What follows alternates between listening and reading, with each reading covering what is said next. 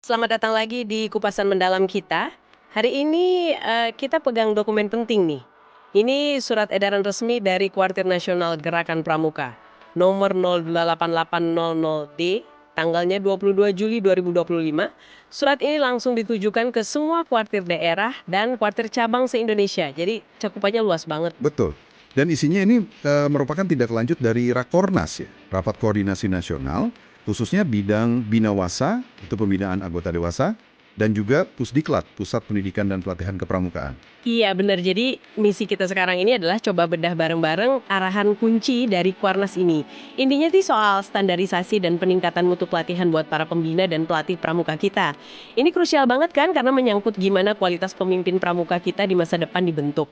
Oke, kita mulai bongkar ya. Poin pertama yang langsung disorot itu penyesuaian kelembagaan Pusdiklat. Mereka diminta menyesuaikan struktur organisasi dan pola kerjanya. Rujukannya Jukran nomor 10 tahun 2024, biar lebih efektif katanya. Tapi kenapa ya standarisasi ini jadi penting banget di awal? Apa cuma soal biar seragam aja? Gini, kalau kita lihat penekanannya, itu ada di koordinasi secara linier. Artinya, Kuarnas mau mastiin semua Pusdiklat dari level nasional sampai ke cabang itu punya cara kerja yang mirip, struktur yang mirip. Tujuannya ya jelas, biar komunikasi lebih gampang, pengelolaan lebih lancar. Dan yang paling penting, kualitasnya bisa naik bareng-bareng, lebih merata gitu. Intinya sih, biar semua Pusdiklat itu satu frekuensi lah. Jadi lebih mudah dipantau dan dikembangkan serentak oleh Kuarnas. Oke, oke. Jadi bukan cuma soal seragam ya, tapi lebih ke sinergi dan kualitas merata. Masuk akal. Nah, kita geser ke poin berikutnya nih. Soal penyelenggaraan pendidikan dan pelatihannya sendiri. Selain harus patuh sama aturan yang udah ada kayak SK Kuarnas No. 48 tahun 2018 dan Jukran 3 tahun 2022, ada dorongan kuat nih agar Pusdiklat itu menyelenggarakan pelatihan mandiri. Ini bukan cuma kursus standar kayak KMD atau KPDL, tapi juga bisa pelatihan keterampilan lain. Malah boleh kerjasama sama lembaga luar. Kedengarannya kayak ngasih keleluasaan lebih ya buat Pusdiklat di daerah. Betul sekali. Ini jelas banget bentuk pemberdayaan. Pusdiklat didorong jadi lebih inovatif, harus bisa responsif sama kebutuhan anggota dewasa di wilayah masing-masing. Yang mungkin beda-beda kan? Nggak cuma terpaku sama kurikulum formal kepemimpinan aja. Soal kemitraan itu juga bagus. Bisa buka pintu buat sumber daya baru, keahlian baru dari luar pramuka. Tapi ada resiko kualitasnya jadi beda-beda nggak sih kalau terlalu bebas? Nah, itu dia. Risiko itu pasti ada. Tapi kalau kita lihat di poin selanjutnya di surat ini, nanti ada mekanisme kontrolnya lewat akreditasi. Jadi, ini saling terkait. Oke. Nyambung ya nanti. Sip. Nah, ini dia nih, bagian yang menurut saya perubahannya paling terasa nanti di lapangan. Mulai 1 Agustus 2025, ini sebentar lagi berarti ya, semua pendaftaran kursus tenaga pendidik, jadi KMD, KML, KPD, KPL itu wajib didaftarkan lewat sistem online baru namanya iDiklat. Sistem registrasi kursus tenaga pendidik kepramukaan, alamatnya di www.ayopramuka.kawarnas.id. Tujuannya jelas, pendataan nasional dan penomoran sertifikat biar standar. Launching OYA pun direncanakan pas banget Hari Pramuka ke-64, 14 Agustus 2025. Wah, simbolis banget ini. Iya, kalau kita tarik ke gambaran yang lebih besar, ini lompatan digitalisasi yang signifikan buat administrasi di Gerakan Pramuka. Ediklat ini jangan dilihat cuma sebagai database biasa ya. Ini kayak dashboard nasional buat Kuarnas. Mereka bisa pantau secara, mungkin bisa dibilang real time.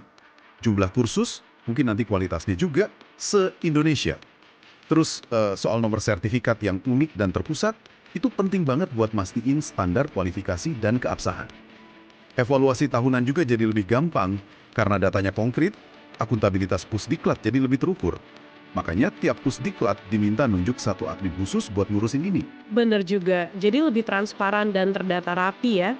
Lanjut, ada juga soal akreditasi Pusdiklat. Ini rujukannya Juknar 01 tahun 2025.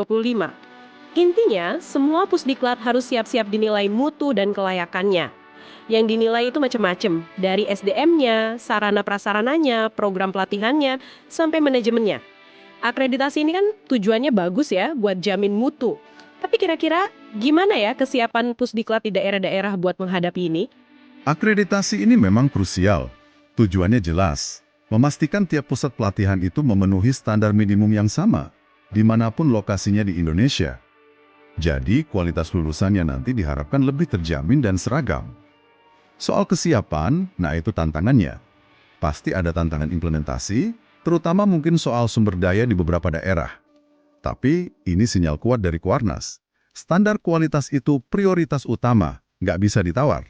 Oke, jadi ini semacam quality control nasional ya. Terakhir nih, soal sertifikasi pembina dan pelatih.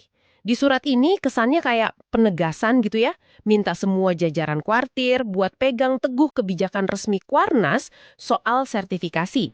Jangan sampai terpengaruh isu-isu yang nggak jelas sumbernya. Kuarnas sendiri bilang lagi nyusun langkah sertifikasi bertahap sesuai ADART.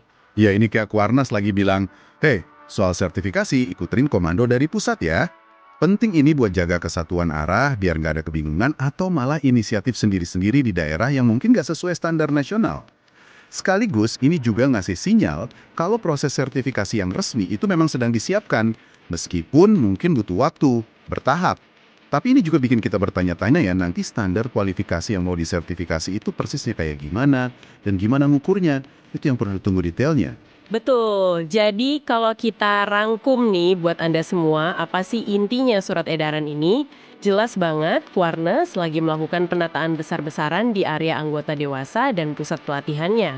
Fokusnya ada di standarisasi, baik struktur Pusdiklat maupun data pelatihan lewat Ediklat itu tadi. Terus ada pemberdayaan Pusdiklat biar lebih inovatif dalam bikin pelatihan.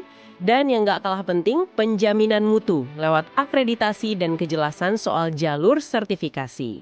Jadi kalau Anda aktif di kepramukaan, siap-siap ya, bakal ada perubahan dalam cara pelatihan dikelola dan gimana kualitas pembina ditingkatkan ke depannya. Nah, sebagai penutup mungkin ya semua langkah ini digitalisasi, standarisasi, akreditasi, ini kan arahnya ke modernisasi. Bagus.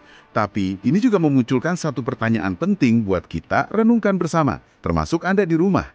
Gimana caranya gerakan pramuka nanti menyeimbangkan dorongan modernisasi yang kuat dengan upaya untuk tetap menjaga, melestarikan nilai-nilai inti dan tradisi kepramukaan yang sudah ada, biar tetap relevan, tapi juga tetap punya ruhnya gitu buat generasi muda Indonesia. Sesuatu untuk dipikirkan lebih lanjut mungkin ya.